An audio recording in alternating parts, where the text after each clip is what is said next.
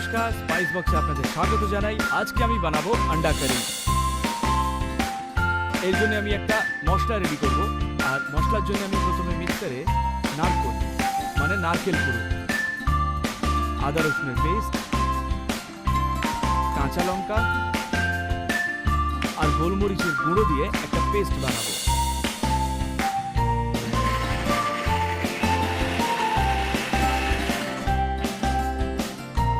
Paste তৈরি হয়ে গেছে, এবার মিক্সিং বোল থেকে বার করব।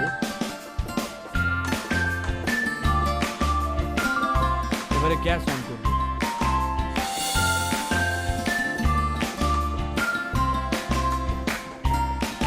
একটু তেল দেব,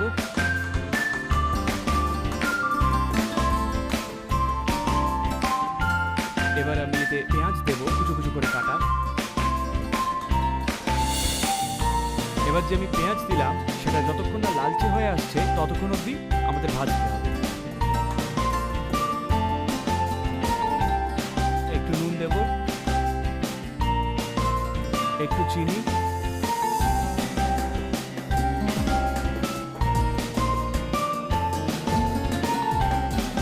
দু তিন মিনিট মতো ঢাকা দিয়ে ভাপে রাখবো।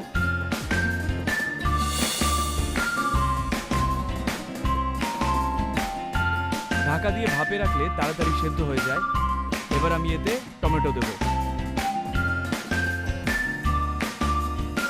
টমেটোকেও আমি 1-2 মিনিট ভাপে রাখবো, তাড়াতাড়ি সেদ্ধ হবে।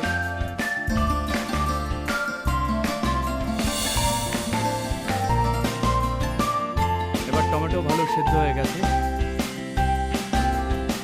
এবার এই বাটা মশলা এর মধ্যে দেব।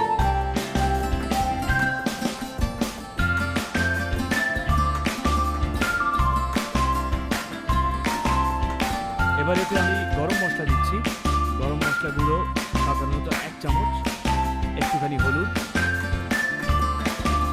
একটু ঝাল, একটু ধনে গুঁড়ো আর একটু জিরে গুঁড়ো। ভালো করে মিক্স করে নিতে হবে। কড়াইতে তেল ছাড়া দরকার নারকেলের মিশ্রণটা থেকে। এবার এতে আমি লেবুর রস দেব।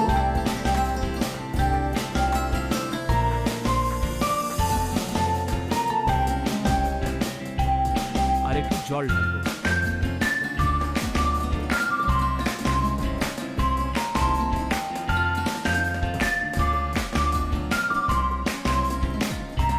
এটাকে ঢাকা দিয়ে এই ধরুন 2 মিনিট মতো রাখবো।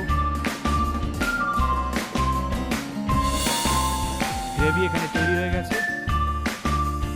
আর এদিকে আমি এগ অলরেডি বয়েল করে রেখেছিলাম, আর এই বয়েল এগে আমি এই গ্রেভিটা দিয়ে দেবো।